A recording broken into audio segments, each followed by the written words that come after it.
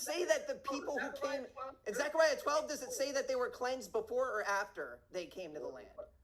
Sir, you cannot use Zechariah 12 as a proof text as to how your people are the people, right? Because that will break what Ezekiel said. Dude, I know you didn't know this, and I know this is new information to you, just like Zechariah 8:19 was, but I'm sorry that your worldview has been completely destroyed. Yehuda. We're going to do one thing. This is the 8th day of Hanukkah, and my people will never die. Sir, your people are Amalek, and your people will surely die. Oh, now we're Amalek? Let's see, we're Yafes, we're Edom. You guys can't decide what we are. Shalom, my friends, and welcome to another video where we revisit our friend Ariella Sicarii, or Shar Ariella as he goes by now, as his movement has completely imploded on itself, with his leader doing P. Diddy-like shenanigans, which completely destroyed the Sicarii movement. If you guys remember, I did this video.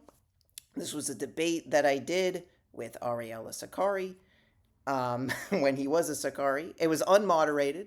This individual was in complete control of when he muted me, when he didn't mute me. Fortunately, my version of the debate was, you could hear what I was saying throughout the times that he muted me. Complete charlatan. He actually reached out to me recently. I like to tag him in my videos, you know, just to show him some truth. Even after his movement imploded, this individual still wants to believe that only, you know, specific people of certain skin colors can be the true Jews or the true Israel, or whatever word you want to describe the people of God in the Hebrew Bible who adhere to the Torah and, you know, effectively what we know as Israel today. So yeah, he actually reached out to me and he made a statement where he said, "Stop tagging me in your videos unless you want to get smoked in a debate again." And I said, "You already got pegged by your leader." This was our, this is his leader, by the way, Guerrilla Hebrew. He had some choice things so they had a beef together, and their entire movement imploded on itself. So the purpose of this video, though, is to focus more on why rabbinic Jews are the true Jews of the Hebrew Bible. Where do we get these sources from? I mentioned here Zechariah chapter 8, verse 19, and his response to me was that I'm Amalek, or whatever he wants to decide, you know, me to be. Anything but we claim to be throughout the past, you know, thousands of years and beyond. We've always claimed to be Jews, whether we're Ashkenazi, Sephardi, Mizrahi, whatever. This individual clearly thinks that it's some racial identity.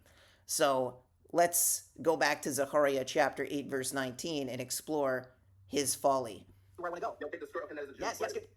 Sorry, let me slow it down a little bit for y'all. Dude, can we please go to that chapter? Sure, we can go to that chapter. I'd love to go to that chapter. You're reading my mind, man. This is great. I'm reading your mind. I doubt that. Yeah, so let's, so we agree this is a future prophecy, right? This is Messianic times? Yeah. Let's move up a little bit to verse 19. "Thus saith the Lord of hosts, the fast of the 4th month, the fast of the 5th, the fast of the 7th, the fast of the 10th, shall be to the house of Judah," right? The house of Judah, "joy and gladness and cheerful feasts, therefore love the truth and peace." So since this is a prophecy about the house of Judah, right? The Jews, Yehudim, what does this verse mean to you? Because clearly it concerns the house of Judah. What are these fasts? Are you familiar with them? I haven't studied this part. Okay, so let me educate you on what this is. These are... You're going to educate me on anything. Look, sir. You said you didn't know what these fasts are. My people have been fasting on these days for over 2,000 years, and you claim to be the Jews of this prophecy, and you have no idea what they are? Interesting. Who fits? Why don't you do a little research? Interesting. Why don't you do a little research on Ashkenazi Jews, Sephardi Jews? And sir, I don't care what Ashkenazi do. We all do it. Temani Jews, all of us do it, my friend. And guess what, sir? The fact that you're claiming that proves that you're not a descendant of Judah. Just like Daniel never forgot his identity, and somehow he's a Jew. Wow. How? So this is the sophomoric idiocy of anybody who claims that you can only be a Jew by forgetting your identity, right? The idea is in Zechariah chapter 8. This is a future messianic prophecy. It talks about times of future peace. It says, "So said the Lord, I will return to Zion. I will dwell in the midst of Jerusalem, and Jerusalem shall be called the city of truth." It talks about old men and women sitting in the streets of Jerusalem, each man with his staff in his hand because of old age, and the city shall be filled with boys and girls playing in its streets. This is a future messianic prophecy. No way around it. But what it says, inclusive of this prophecy, is it says, "So said the Lord of hosts, the fast of the 4th month, the fast of the 5th month, the fast of the 7th month, and the fast of the 10th month shall be for the house of Judah," the Jews, "for joy and happiness, and for happy holidays, but love, truth, and peace." It's interesting that it calls out the house of Judah here. So this individual is claiming that he is the house of Judah because he claims that only black people can be of the house of Judah, and they have to be slaves on a ship and all this nonsense that he makes up. Even though Daniel was never a slave on a ship, yet he was under the curses of exile. Black Hebrew Israelites have no answer to why they can claim Daniel as a Jew, even though he remembered his identity, was never a slave on a ship, and literally doesn't fit any of the criteria that they demand Ashkenazi Jews show, or Sephardic Jews, or Mizrahi Jews. Complete arbitrary standards to fit their nefarious racist doctrines. And you see here, the house of Judah is described as, at one point, fasting on these days, and then in the future Messianic era, celebrating these days as festivals of joy. So if we go to the Rashi, so let's get a little rabbinical for a second here. If we show the Rashi, what does Rashi say about this? The Fast of Tammuz, which is the fast of the 4th month. Literally, I'm going to post this video on the Fast of Tammuz. It's coming up. I plan on premiering this video on that day. I promise you, none of the Black Hebrew Israelite movements, I would be very surprised if any of them even acknowledge this coming on Sunday. Right? They claim they had to forget their identity. But this is the irony, is that this proves that rabbinic Jews are the ones who are being spoken of here. Because what other group of people do you know who understand what these fasts are? Surely not Ariella Sicarii. He had no idea what they were. How does that work? Yehuda. Right? You don't believe Daniel's a Jew because he never forgot his identity? Did those words ever come from my mouth? Ever? No, because you can't say that. So don't. But then why do you hold me to that standard? Why do you say that I have to forget my identity in order to be a Jew? Yehuda, don't say simple things like that, because I don't try to put words in my mouth. I never said that. That's what logically follows. If you're demanding that I have to show slave ancestry on ships in order to be a Jew, then why don't you demand Daniel do that when he lived during a time of Babylonian exile without a temple, without sacrifice?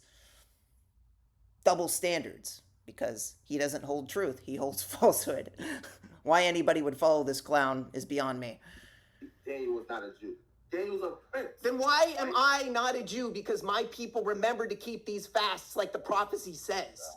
God, Lord. And you're a Jew because you forgot about these and you have no idea what they are. On January 3rd, Jews around the world will be fasting on the fast of the 10th, and you have no idea what that means. So I did this video a few years ago, 2 years ago, so you can do the math on that. That, I believe, was the fast of Tevet, right? Which is mentioned in, once again, Zechariah chapter 8, right? It says the fast of Tevet is the fast of the 10th. Tisha B'Av is the most famous. This is when the temple was destroyed. And the fast of the 3rd on Tishrei is, the fast of the 7th month, rather, was the, fast of Gedaliah when he was assassinated. All of these concern the calamities that befell the Holy Temple. The reason why we will be celebrating these days as festivals of joy is that the 3rd temple will be rebuilt in Jerusalem. And that's why it says, So said the Lord of hosts, there will be a time that all peoples and inhabitants of many cities will come, and the inhabitants shall go to one another, saying, let us go pray before the Lord to entreat the Lord of hosts. I will go too. And many peoples and powerful nations will come to entreat the Lord of hosts in Jerusalem and pray before the Lord. And so said the Lord of hosts, when in those days 10 men of all the languages and nations will take hold of the skirt of a Jewish man. It says Ish Yehudi, Jewish man, saying, let us go with you, for we have heard that God is with you. The prophecy describes a Jewish man being a Yehudi, or the house of Yehudah, right, as somebody who previously mourned on these fast days. So what is the delineating marker of who the Jews will be in the future Messianic era? Does it have to be, we have to have slaves on ships? We have to have that? Or is it people who mourned on these days? And we have Talmudic, this is Rashi quoting this, but the proof is in the pudding as well in the Talmud. This is the commentary from the Jerusalem Talmud and Tainit, the fasts, right? It explains what these fasts were for in the Talmud. So we've been doing this for over 2,000 years since the destruction of the temple. But we also did it concerning the fast of it describes the fast of the 5th, right? This is in Zechariah chapter 7 during the first exile of the Jews, right? Which Daniel was a part of. It says, shall I weep in the 5th month, abstaining as I have done all these many years? Say to the people, when you fasted and mourned in the 5th month and in the 7th month, even these 70 years, did you fast for me, even for me? So the point is that prophetically, rabbinic Jews are unique in our observance of these fasts, which connects us to Zechariah chapter 8, verse 23, which shows that we will be leading the nations in the times of the future Messianic era, when we will be celebrating these as festivals of joy. This is unique to rabbinic Jews that we even mourn on these days. Do you know anybody who celebrates these days as festivals of joy? This coming Sunday, right? When I post this video, if you're not fasting on the day that I premiere this video, then, at least if you're not from a people that has a tradition of doing these fasts, then you don't fit this prophecy. This individual does not fit this prophecy at all. Sir, the fact that you and your people have this continuity and you're claiming to have been keeping Torah and keeping fast and keeping all these customs for so long proves that you are not a descendant of Abraham, Isaac, and Jacob. Then neither is Daniel, because Daniel never forgot. He kept the customs. He prayed 3 times a day. I'm on mute right now for the record, right? The host has muted your mic, as you can see. This is what was so great about this debate. A lot of people were like, why would you debate without a moderator? This guy can completely, has control over when you talk, when you don't talk. This makes it all the sweeter in the victory of demonstrating that this guy has no idea what he's talking about. He's a racist fool. He has no idea what the Hebrew Bible is about. He thinks it's all about him. It's absurd. But we need to expose these charlatans. So please like, share, and subscribe if you like what you're seeing here. Because we need to get this truth out and to proclaim the truth of the Torah and be a light unto the nations, just as it describes in Zechariah chapter 8, verse 23. Those same Jews who fast on these days today will be the beacon of hope for the nations in the future Messianic era. When we celebrate these former fast days, which were commemorating the destruction of the temple, as festivals of joy. And you can see, once again, I'll show the Rashi in case you don't believe me, right? Rashi explains specifically, to abstain what we have done for these 70 years, right? The fast of Gedalia, he describes that in the fast of the 7th month to give, clarity as to that. But he's very clear that the fast of the 5th, Tisha B'Av, is, basically describing, the destruction of the temple as it describes here in the Talmud. So it's all linked. Our tradition does not make us invalid candidates for being the true Jews of the Hebrew Bible. On the contrary, this tradition holds prophetic significance and proves our true identity as Jews, rabbinic Jews, biblical Jews. And Zechariah chapter 8 is a testament to that. Yehuda. I do not think that you're a descendant of I know you don't. Right? I know who you are. The Bible would say otherwise. Yehuda, the Bible, I've been using the Bible, and the Bible has been disproving the fact that you are an Israelite. So you ignored Zechariah 12. Zechariah 12 is not in your Bible. Sir, it's in my Bible, of course, right? But so when does Zechariah 12 happen? When is Judah in the land, and when does all the nations of the earth attack it? Tell me, when's that going to happen? Before or after the Messianic era? Yehuda, right? Again, you, sir, are not an Israelite. You do not have understanding of the Torah. You do not have understanding of prophecy at all. And know how I know? Because you cannot demonstrate to me how your people fit Ezekiel 36. You can. It's absurd. So the proof is in the pudding, right? Zechariah chapter 12, and this is the thing that he wasn't able to explain to anybody, right? It explicitly states in Zechariah chapter 12 that Jews will be in Jerusalem before the coming of the Messiah. Because it says that all the nations are going to come against Jerusalem, and then we will be saved, right? It says Judah will be saved first. So how do you explain what's happening now in the world if you're claiming that, well, we're not really the people? You see the world coming up against us, the Jews. How can you say that? So one of his dumbest arguments that he kept making was that he claimed that Jerusalem needed to be cleansed, right? Basically, the Jews needed to be cleansed before they got into the land. Let me see if I can find it. This is the 8th day of Hanukkah, and my people will never die. Sir, your people are Amalek, and your people will surely die. Oh, now we're Amalek?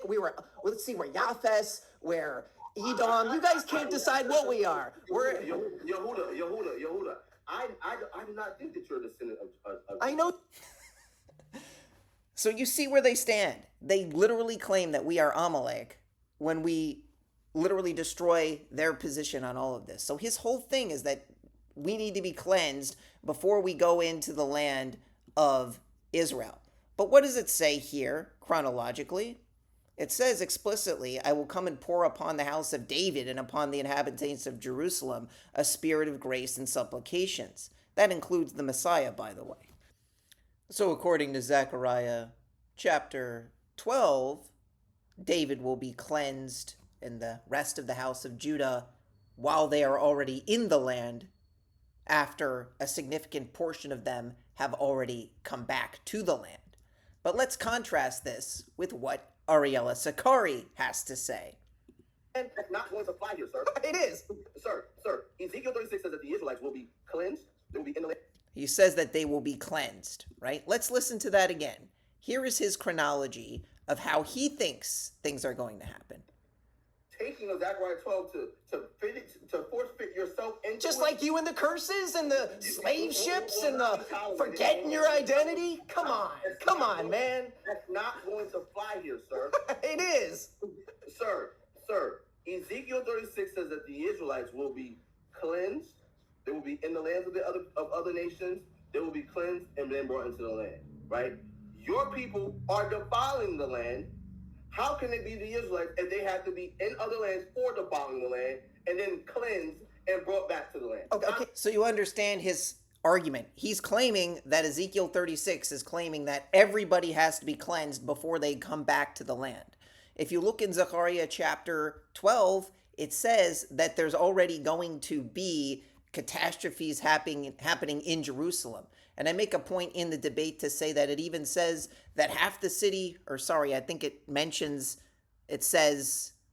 the city will go forth into exile, right? And I mentioned that in the debate later. When all the nations come to Jerusalem to wage war in the future, in this final battle, right? Before the coming of the Messiah. But here's something fascinating. In between Zechariah 12 and Zechariah 14, it mentions this.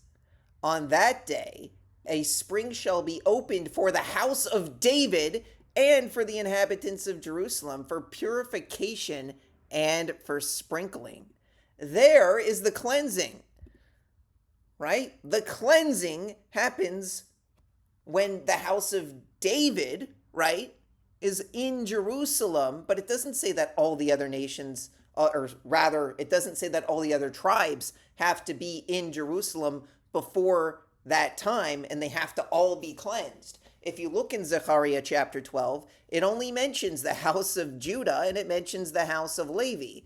And then all of the other tribes mentioned here are also of the house of Judah, right? Apart from Levi. And as we know, when the word Judah is used, referring to the house of Judah, a lot of times in, for example, the book of Esther, it is used to refer to Mordecai, who was of the tribe of Benjamin.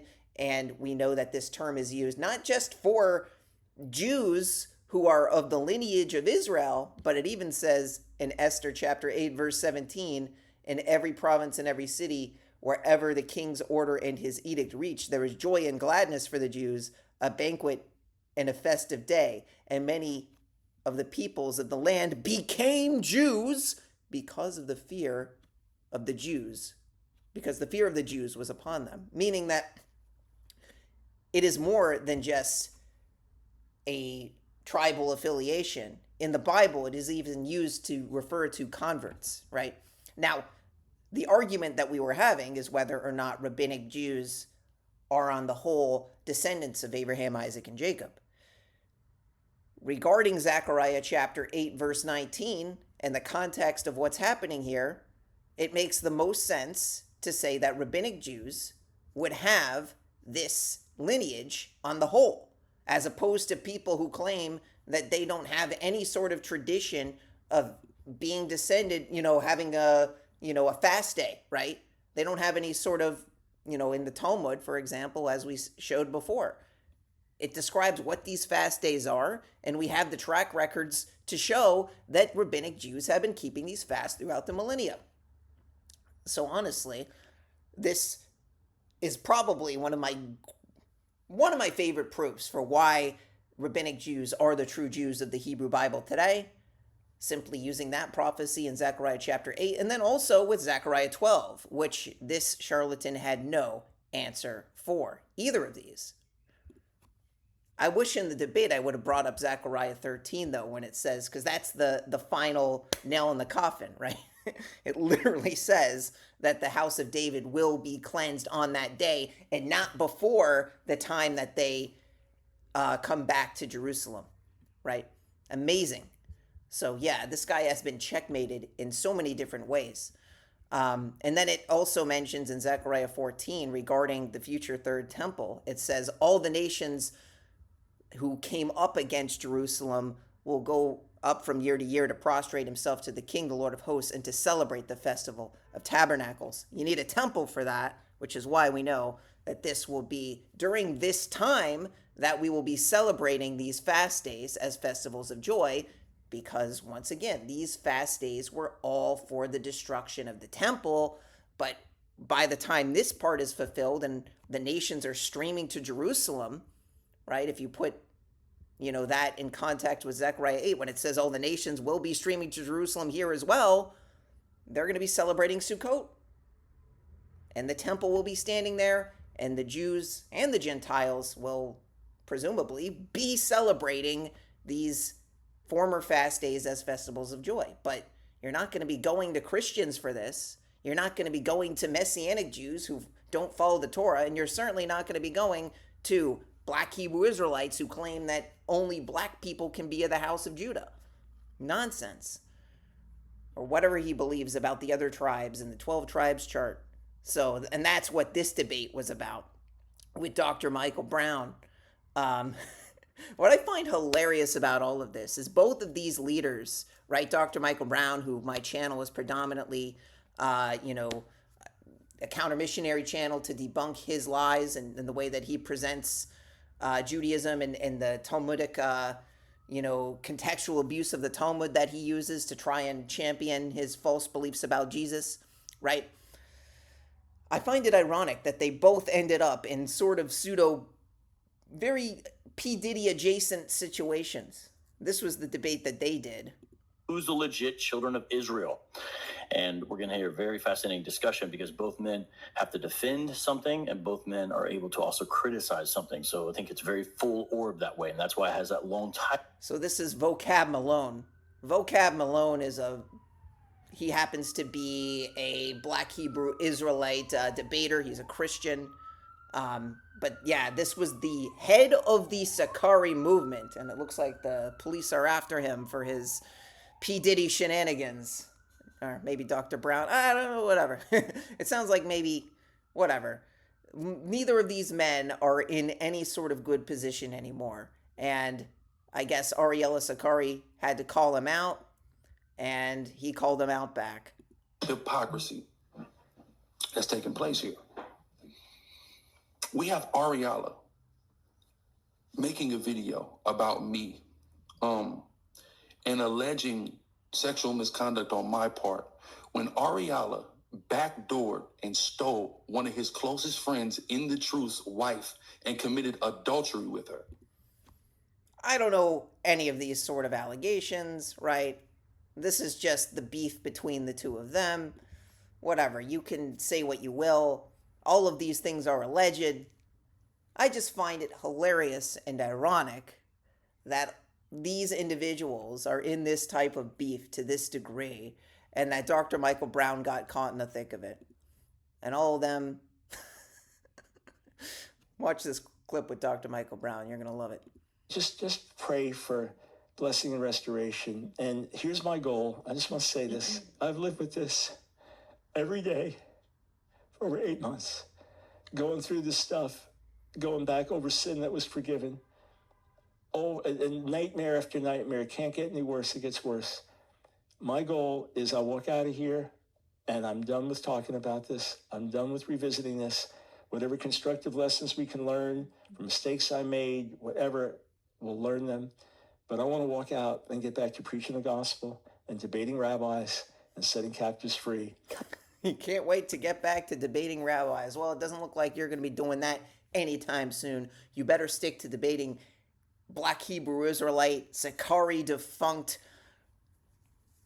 pegging, whatever the heck you want to call this absurd movement. I just find it hilarious to see the entire movement implode on itself. This is the type of charlatanry, if that's a word, the type of lies and deception that all of these groups, whether it's Messianic Judaism or Christianity or Black Hebrew Israelite nonsense, all of this gets its just desserts right here. You all end up where you deserve. What are you doing? Come back to the truth. The truth is right here. Rabbinic Judaism. Who else fulfills these fast days? Are you fasting today? Did you know today was a fast day? You're a Christian, you're watching this. Oh, these are words of men, right? Oh, yeah, I didn't institute these fasts. God didn't say to do these fasts. Really?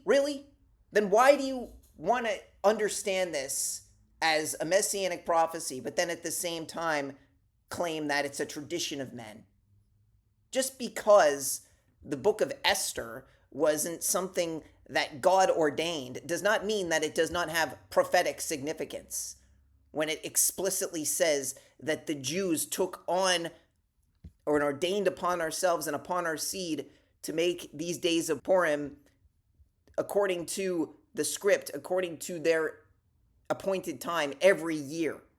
And these days shall be remembered and celebrated throughout every generation, in every family, every province, every city. And these days of Purim shall not be revoked from amidst the Jews, and their memory shall not cease from their seed.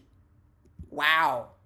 So you want to tell me that you're a real Jew because you forgot Purim? Because you forgot about the Fast of Tisha B'Av? Because you claim the only way to be a Jew is to be a slave on a ship or have an ancestor with the slave on a ship, even though Daniel was under the curses of exile? What are you saying?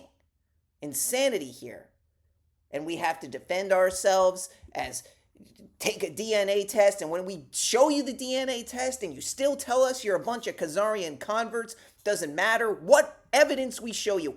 Here's the prophetic evidence. You fasting today?